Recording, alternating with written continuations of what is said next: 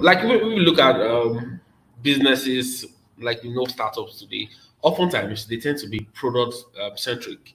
They have this fascinating idea they want to bring to the market, or the lead guy in the company is this tech bro, this techie who has actually created a particular project, a particular app, a particular website that feels that, oh, this thing actually is going to help people. But there's a need for businesses, there's a need for founders, there's a need for people who want to build products to actually go out there to understand the market. So I feel like, oh, that was not a product that was actually people really needed.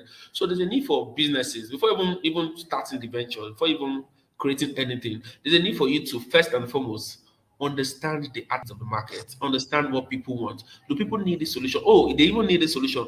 How best should we connect with them? Oh, the market need the solution. So, customer centric marketing talks about you taking the marketing, understanding what the market is, understanding the customer is, understanding the buyer persona, then create your product around that. Or if you created a product, how can you make it align with their interests? How can you make it align with their behaviors? How can you make it align to whatever they're really interested in? That is how you scale. That's actually how you build something that they really want. So don't build a product because oh you have a fascinating idea